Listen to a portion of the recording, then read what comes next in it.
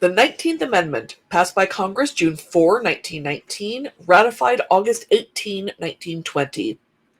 The right of citizens of the United States to vote shall not be denied or abridged by the United States or by any state on account of sex. Now, why would you care about this amendment for? Gee, no idea. And God help us, there are people trying to repeal it, because of course there are.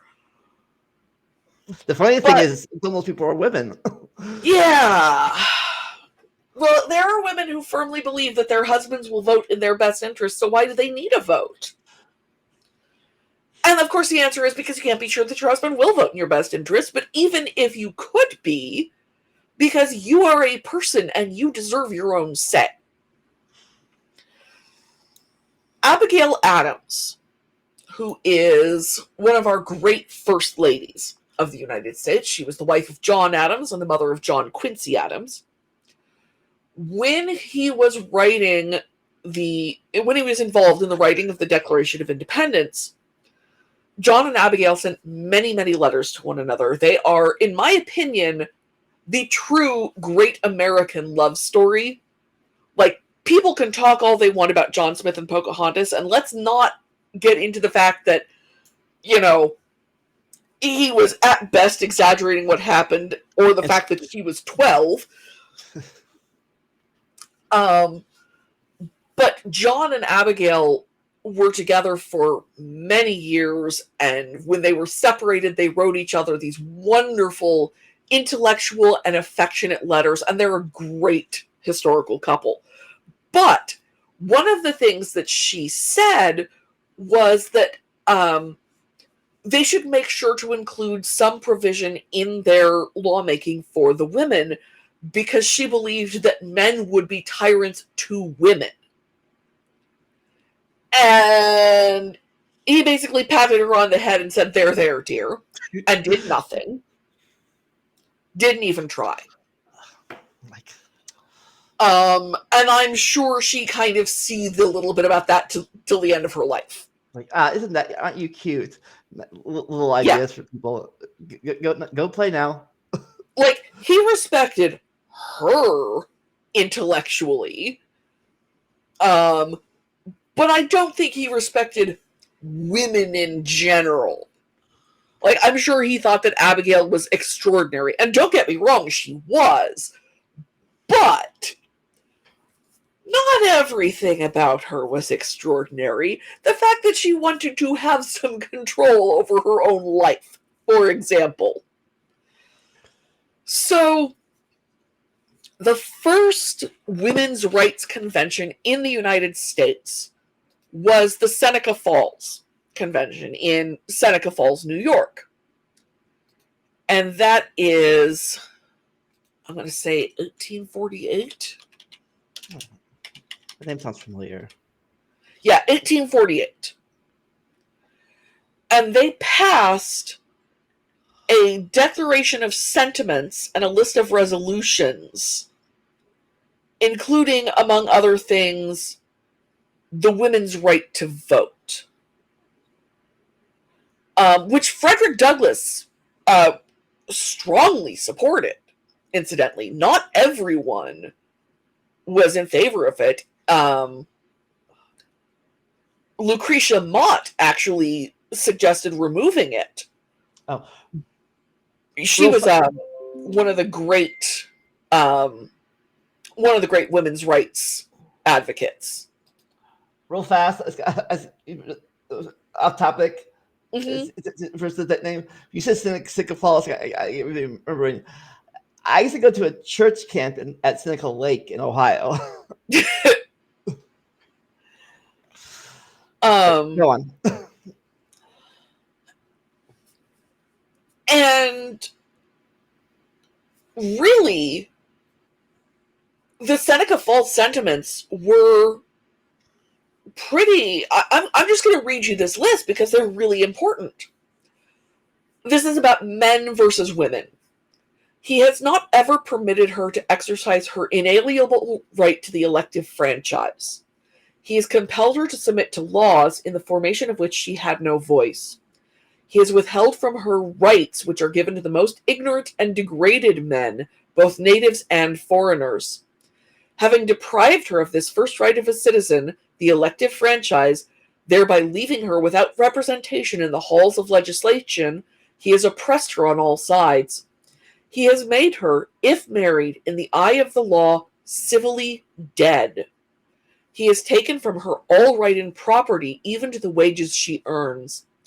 He has made her morally an irresponsible being, as she can commit many crimes with impunity, provided they be done in the presence of her husband.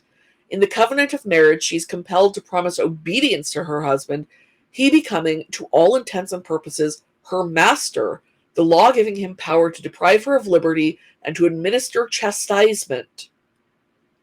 He has so framed the laws of divorce as to what shall be the proper causes of divorce in case of separation, to whom the guardianship of the children shall be given, as to be wholly regardless of the happiness of the women, the law in all cases going upon a false supposition of the supremacy of a man and giving all power into his hands. After depriving her of all rights as a married woman, if single and the owner of property, he has taxed her to support a government which recognizes her only when her property can be made profitable to it.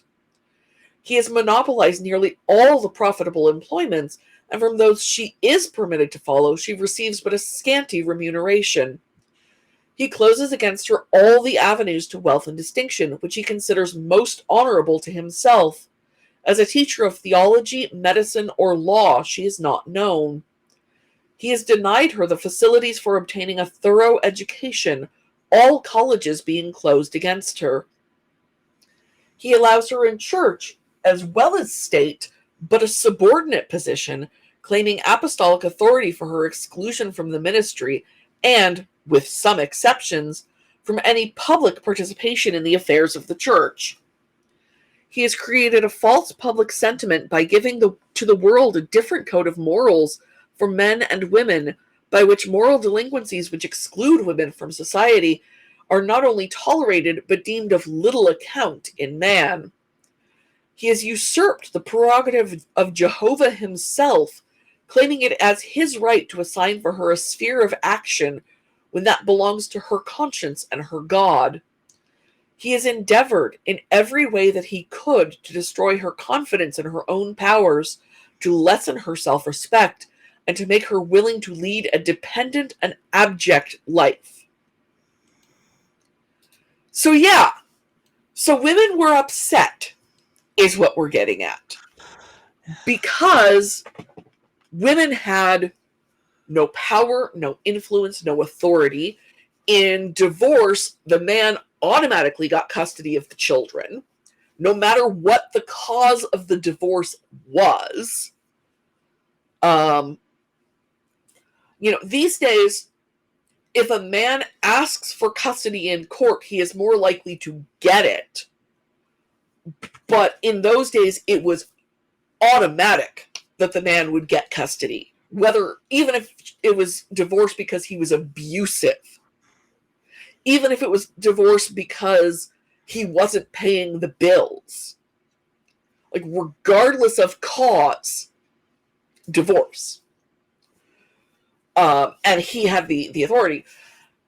And women were very aware that as long as women couldn't vote, that was the kind of law that was going to get passed. When women do not have an equal say, women are automatically oppressed.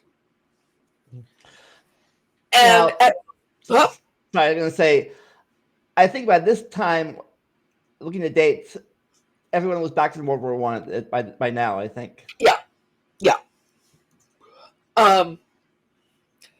Women were initially persuaded that emancipation was more important than women's suffrage.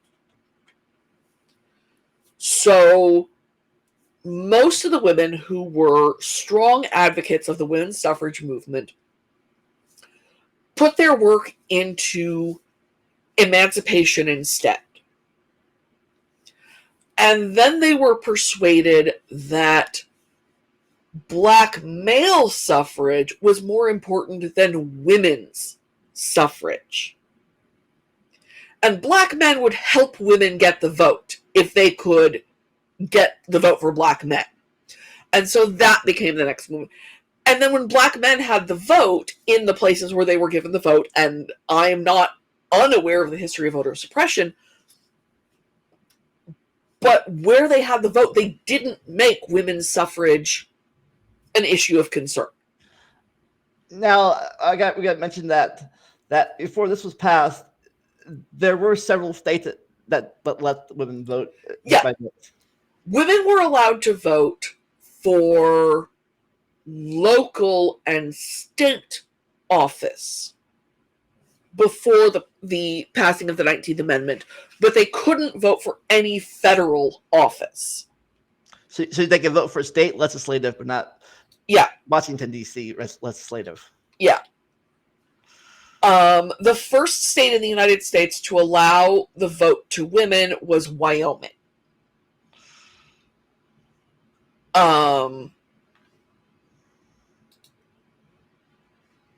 Which most of the states that initially allowed women's suffrage were Western states.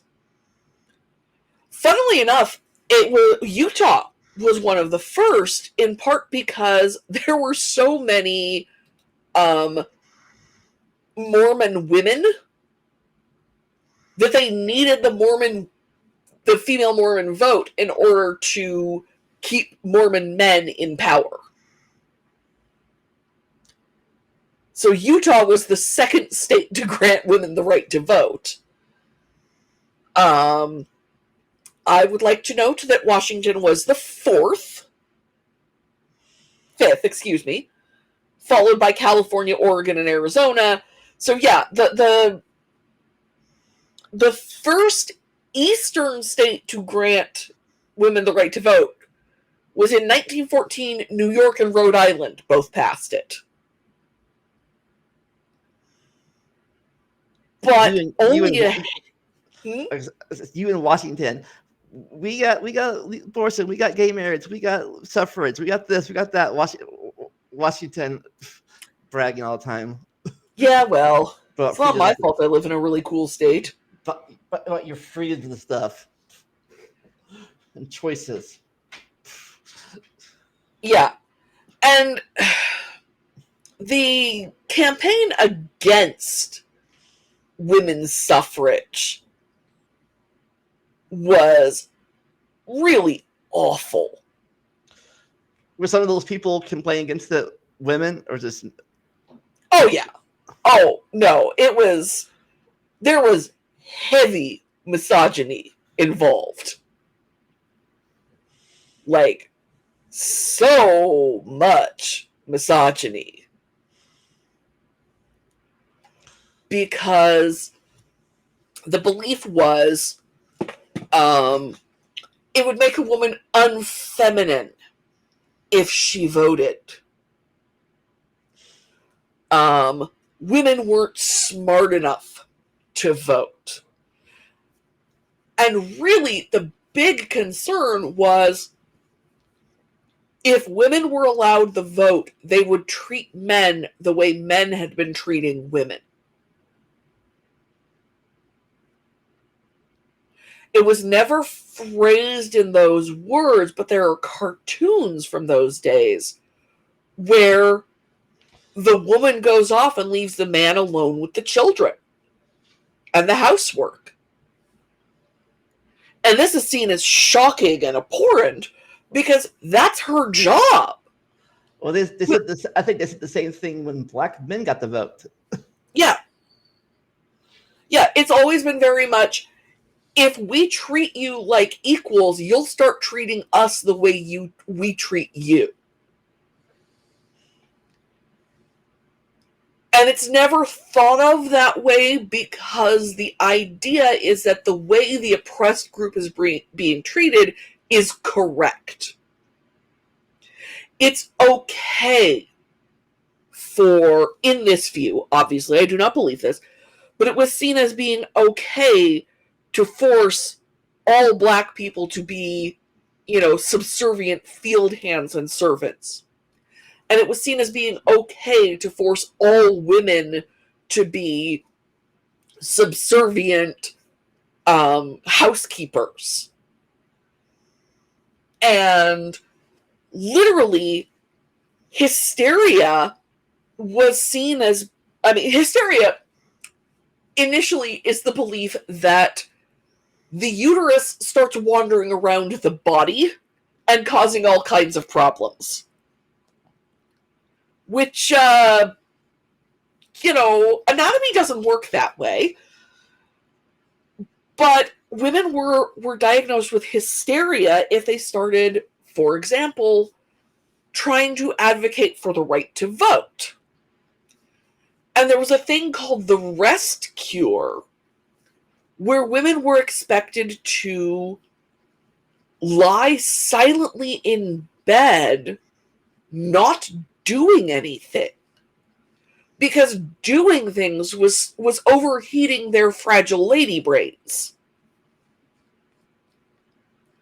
And I want you to picture, okay, lying around in bed is one thing, but you're not allowed to read. And you're not allowed to write. And you're not really supposed to talk to any people. You're not supposed to talk to people. You're not supposed to do anything. If it gives you pleasure, it's still an activity. You're not allowed to do that. And there's a wonderful story called The Yellow Wallpaper about a woman taking the rest cure, and it literally drives her insane. Because when you're lying there not allowed to do anything, your brain finds things to do. And in her case, she obsesses over what's going on with her wallpaper. So, 19th, early 20th century women were absolutely right in their belief that they were being mistreated as a gender. And it says sex, and we can get into the issues of sex versus gender, but that's kind of outside the scope of what we're doing here. The point is that, not that there was a ton of trans acceptance in this time anyway,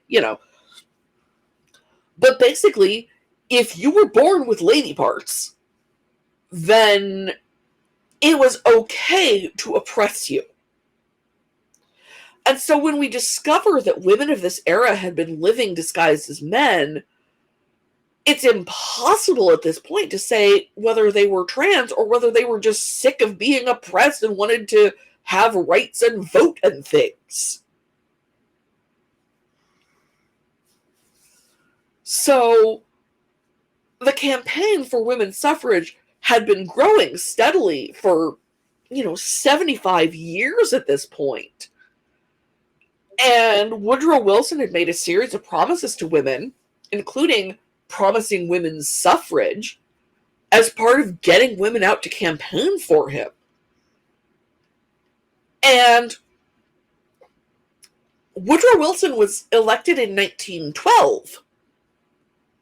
So the fact that this passes Congress in 1919 should tell you how much time Woodrow Wilson spent sleeping on the promise of women's suffrage.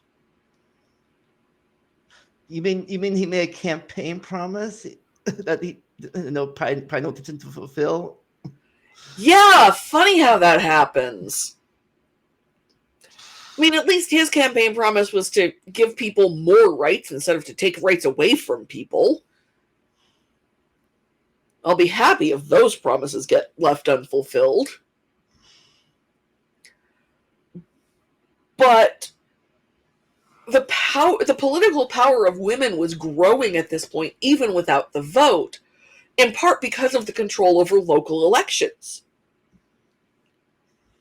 You couldn't control a state house in a lot of places without the help of politically active women.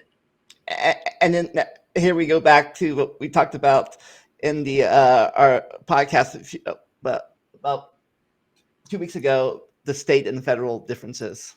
Right. And People don't realize, a lot of them, how important control on the local level is.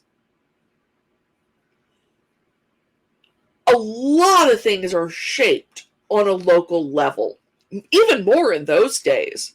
The control of the schools was an enormous factor in all of this. So you'd get these women who were shaping, even in places where they didn't legally yet have the right to vote, they were still shaping how politics went on a local level. And it just reached a tipping point in the late 19 teens where they couldn't keep women from holding the vote anymore. There's still a lot of inequality between men and women on a legal level.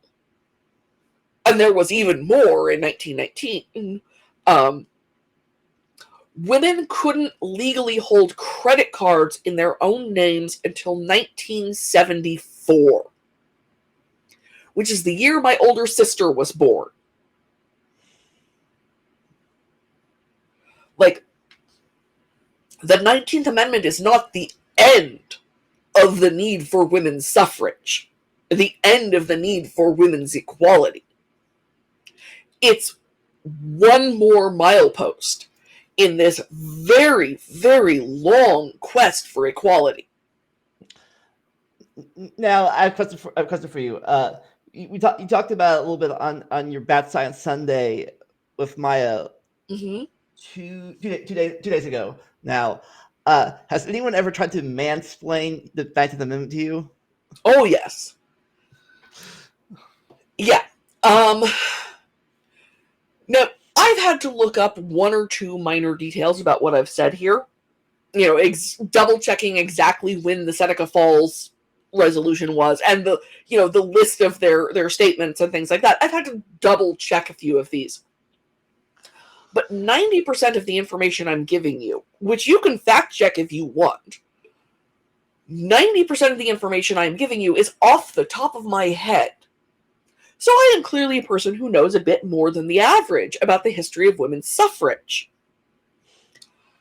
And I've had men try to explain to me the history of women's suffrage, the need for the 19th Amendment, what rights the 19th Amendment confers to me, because you'll note, the 19th Amendment gives me exactly one right. That's it. No other right is conferred by the 19th Amendment, just the right to vote. And that gives me the ability to get people into office who will get me more rights and make me equal under the law. But the 19th Amendment does not make women equal under the law. You notice in Seneca Falls there was a lot of talk about women's property. Because legally, and this continued to be true in some states well past the 19th Amendment, if a man and woman were married, the man held control of the woman's property. The divorce laws that were being complained about, in many cases, were not fixed until well after the passing of the 19th Amendment. So I've had men try to tell me that I'm equal now because the 19th Amendment passed. And the 19th Amendment does not make me equal. It just lets me vote. That's it. That's all this does. I don't know for sure. I'd have to go and count words. I don't know for sure if this is the shortest amendment, but it's one of the shortest amendments. We just finished 3 slides on prohibiting alcohol, and there's one giving me the right to vote. So, yeah.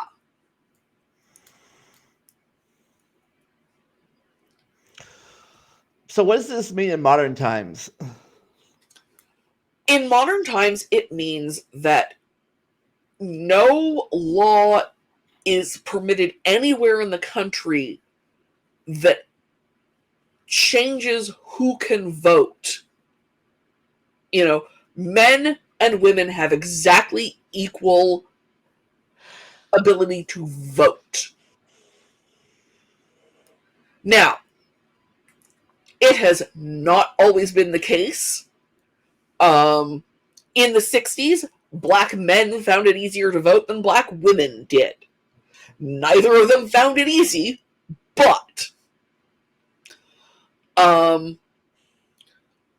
two women have received their party's nomination to be president. Both women lost to the same guy who is unqualified to hold any office of trust anywhere. But by gods, I was able to vote for both of them.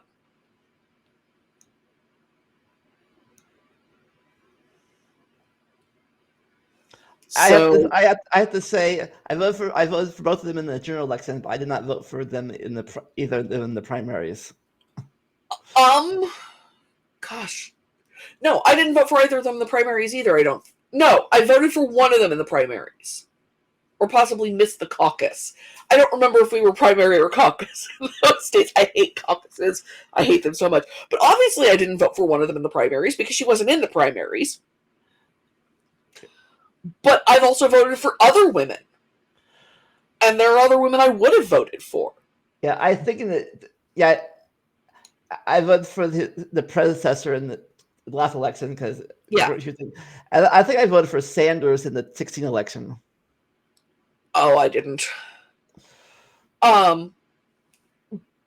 But certainly the 19th Amendment didn't end misogyny. Gasp. It didn't end misogyny in elections.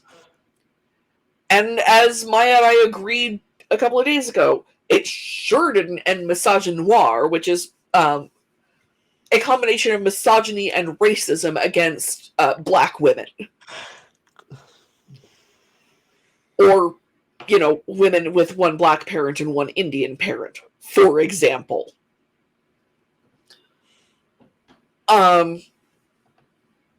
There's still a lot of work to be done. The 19th Amendment is not an end, it's a beginning. It opens the door so that the real work was able to be done, and we're well over a century past this now. Well, not well over, but it's 105 years come August since this was passed, and there's still so much work to be done.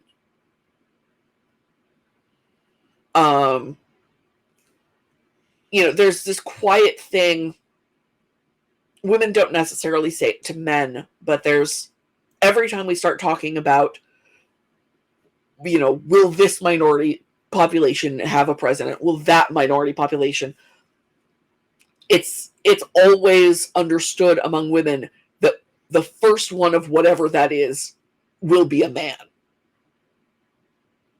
The first atheist president will be a man. The first black president was a man. The first openly gay president will be a man. That's just how it is. That's not going to change anytime soon. The first king was a man. Well, there were kings regnant or queens regnant.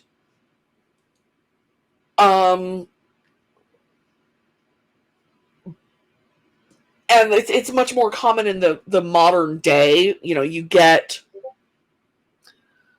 Elizabeth reigning for freaking ever, and a few generations before her, you got Victoria reigning for freaking ever.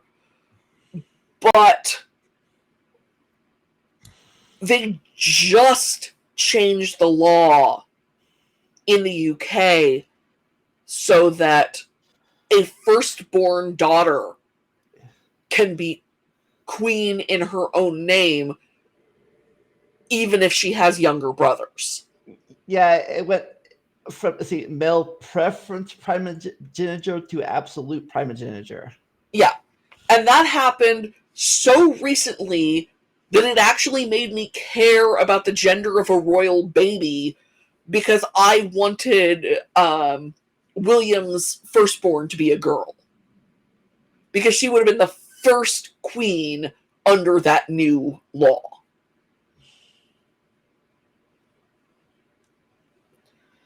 So I'm very happy we have a 19th Amendment. The 19th Amendment is very important and means a great deal to me. However, too many men think that that means that I'm equal under the law. That was one of the points actually raised in the video that I was watching on Maya's channel was, but women are equal, they have the right to vote now. And I didn't actually cry or start screaming, but I am told that I blow out my microphone if I'm too loud. So, you know.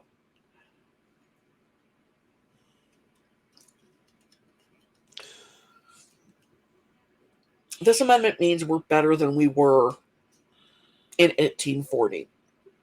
And a lot of the laws have been changed, and they have been changed because women hold positions of power. I've said it before, I'll say it again. I'm very, very fortunate in that both of my senators and my member of the House of Representatives are women. But the question I posed Sunday that didn't really get answered by anyone was how many people in the chat had a female senator? And the answer is not a whole lot of them. I'm going to look up how many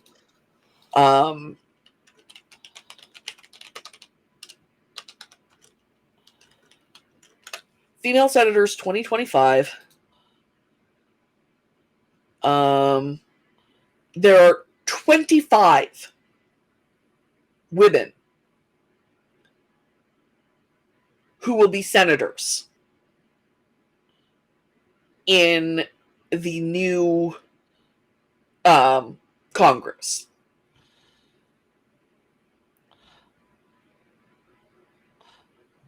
Only 7 states have sent 3 women to the Senate in the entire history of the Senate.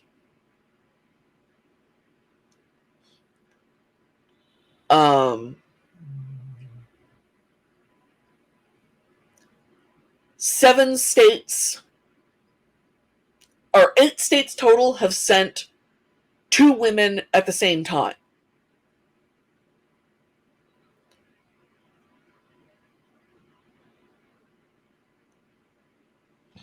Only a handful of states have ever sent 1 woman to the Senate. Yeah, I looked up. I'm looking up for my thing. I'm not sure if any women have been senators. I can't find any. At least Ohio has never had a woman as senator. I think we've had a few representatives. Looks like. Yeah, but none from. I don't think any from my district. However, that I'm aware of, at least. Yeah. So 63 women in history have been senators. And this is, I'm guessing that this was all after the passing of the 17th Amendment. I don't think. Weirdly, no. Someone has actually been appointed? Hold on. Maybe she was. Sort this by. Hold on, let me find the first woman senator. Yeah, so 1922. So it is all after. The first woman to be a senator was a Democrat from Georgia. She was appointed and served 1 day. In 1932, a woman was appointed to fill a vacancy caused by her husband's death, but she was reelected. So there's that. Margaret Chase Smith in 1948 was the first woman elected to the Senate without having been appointed to serve. 1978 was the first woman to have been elected to Senate without having previously filled an unexpired congressional term. And 1992 was the first woman of color elected, followed 20 years later by the second woman of color. Yeah, we gotta say, this has only been 100, I think at this point 104 years at this. It's only been around for this is a very blip in time. Sure, but 3.1% of the Senate has been, of all past and present senators, has been women. 3.1%.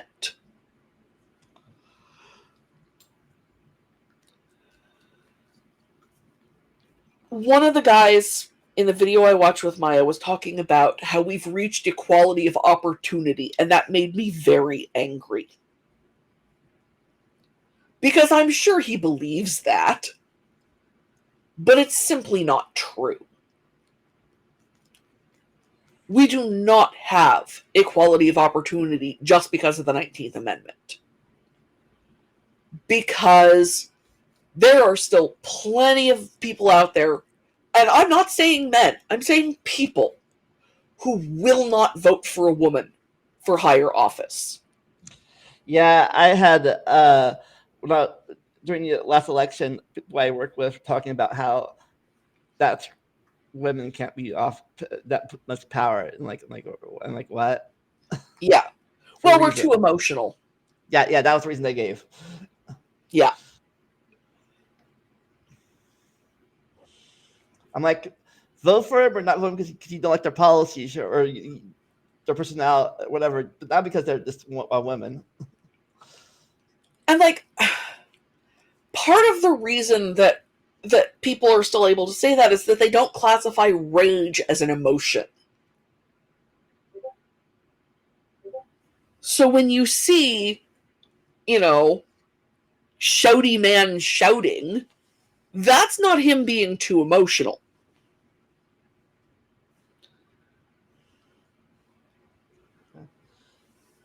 I think we can all agree that whining like a petulant little baby because you're kicked off Twitter for being a bigot is being emotional. Yeah. But somehow, it only really counts when it's women being too emotional. I don't know if it's the other way or not. It's like going. I'll rant here about movies and some people. You ever see the new Star Wars movies? I've seen a couple of them. I haven't seen all of them yet. Yeah. Well, there's two groups of people that don't like the new movies. One, they're like we don't like her because we don't like Rey because he's a woman star. The other was like we don't like the movies because Rey's a badly written character. Well, and the thing is a lot of the things that I've seen complained about in Rey were true in Luke. Like, let us not pretend that George Lucas is a good writer. Or, to quote Harrison Ford, you could type this stuff, George, but you can't say it. Yeah. Or I guess a better thing than that would be the 16 Ghostbusters movie. Yeah, I didn't like the 16 Ghostbuster movie because I didn't think it was funny, but to be fair to me, I didn't like the original Ghostbusters movie very much because I don't really think it's funny. So, Ghostbusters clearly not really my thing. Yeah, but I don't think the main complaint about that was because they were women. I think if they had written it better. Yeah, but there are a lot of people whose main complaint was that they were women.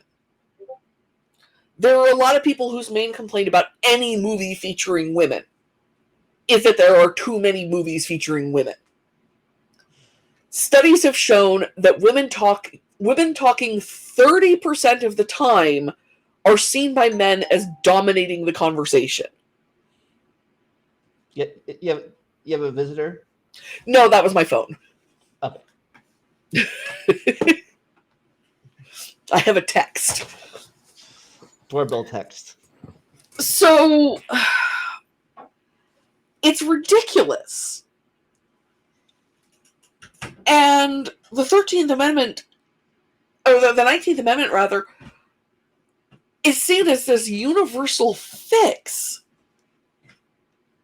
And it only exists to solve one problem. And we couldn't pass an Equal Rights Amendment. And part of that, yes, was women for whom internalized misogyny is a hell of a drug. Get me started on Phyllis Schlafly. Or, freaking Anita Bryant just died the other day, and I'm not shedding any tears over her, just repeatedly telling the story that one of my professors in college thought about asking her out when they were in high school, but didn't because he found out that she believed that French kissing would get you pregnant. A lot of women campaign against suffrage, a lot of women campaign against the ERA in this belief that it was unfeminine to want equality. And I'm here to tell you, if it's unfeminine to want equality, I don't want to be feminine. I would rather be equal. I would rather have a say in what's going on in the world. Climate change and the irresponsibility of the power company have destroyed the homes of, I don't even know how many people, many of whom I care about.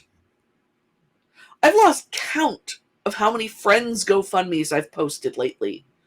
For those who don't know, I am originally from Altadena, California, which is devastated right now as we record this by the Eaton fire. I don't know how. I'm hoping it's more contained, but I don't know.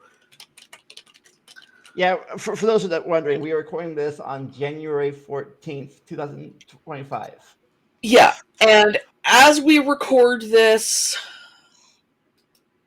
I'm looking it up right now. It's 35% contained and has burned over 14,000 acres.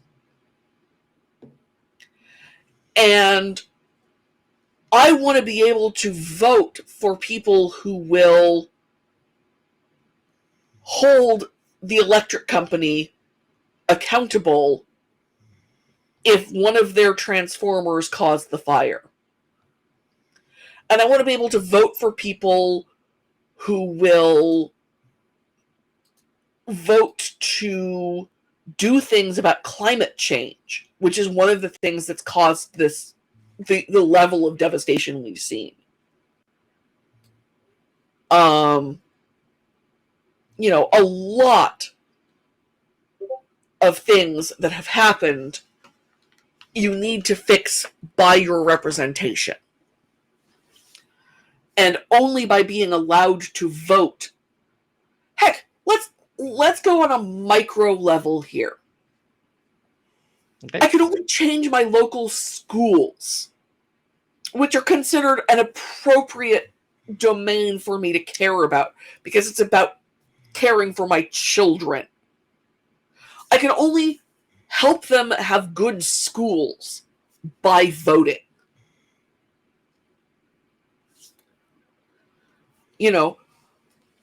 The vote is so important. So important. I beg anyone listening to this who doesn't vote to vote every opportunity you have. If voting weren't important, they wouldn't be trying to keep you from doing it. Voter suppression is real, and it's because the power of the vote is so important. It's the only way you can control what happens in this world.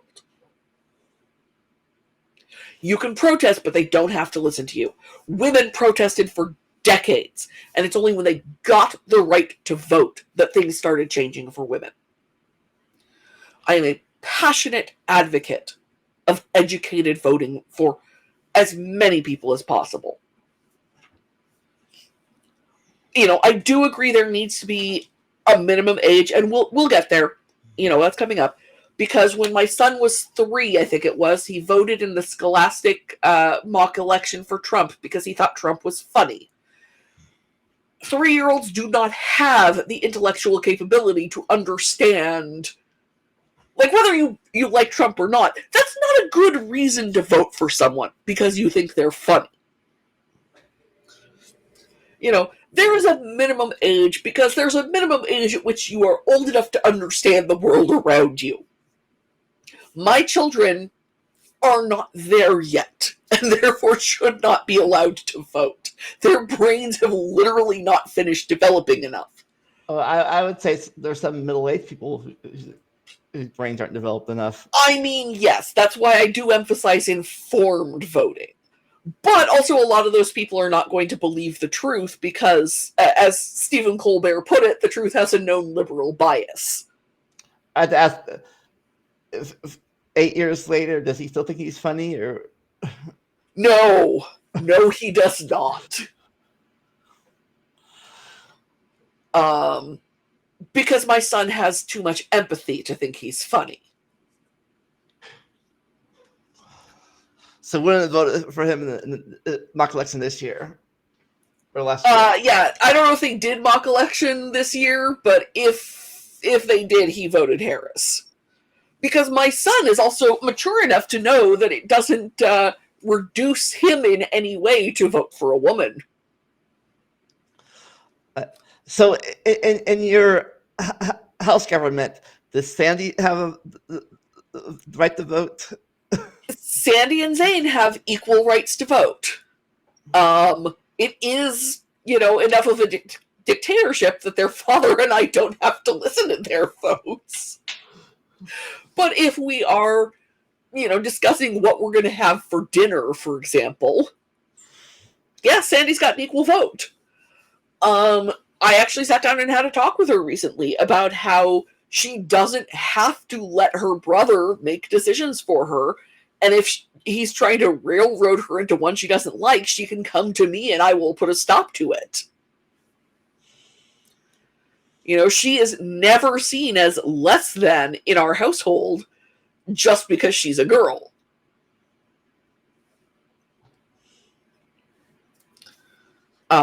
Sometimes she doesn't get what she wants because she's younger.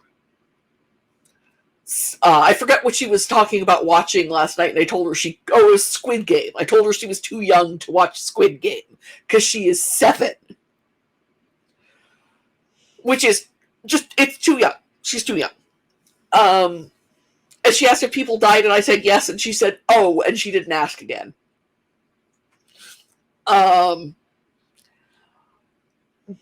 And sometimes she doesn't get what she wants because she's outvoted, and sometimes she doesn't get what she wants because the only votes that matter are mine and or her father's. But she's outvoted, but she still had the right to vote. Yeah. Or sometimes it's well, actually, this is not a democracy, and your dad and I are the only ones who matter. Can we go out to eat? No, we can't. But I want to. That's nice. Yeah, but the thing is, listen, she has the choice to do it. It means she'll doesn't mean they'll get what they voted for, but the thing about how voting works is that you can be outvoted if more people disagree with you. That's how this democracy thing works. And sometimes, it's obvious that there are reasons that was bad, but just because the person you voted for doesn't win doesn't mean the election wasn't fair. Sometimes it just means a lot of people disagreed with you. So, I do think there have been elections in my lifetime that were unfair. I could get into that, but I'm not gonna. But most of the elections in my lifetime, I do believe, a majority of people either agreed with me or disagreed with me, and I'm just going to have to live with the consequences of how that worked out. Yeah, I do have a question if you know the answer to this. What was after this amendment was passed? What was the first either situation, precedent, law, or whatever that was made because women could vote now at the federal level? Or do you know the first major? I don't know. I really don't. I assume that there were some issues that were more popular with women than with men. And I know that a lot of close elections today are decided by the votes of Black women. Black women tend to vote in a fairly consistent block. And have saved a lot of places from themselves, I will say. But I genuinely don't know what the first thing was that won, because more women than men voted a certain way. I was just curious. If you out there know, say something in the comments below. Say something in the comments. If you know, and if I find out before this goes live, then I'll post it in the comments.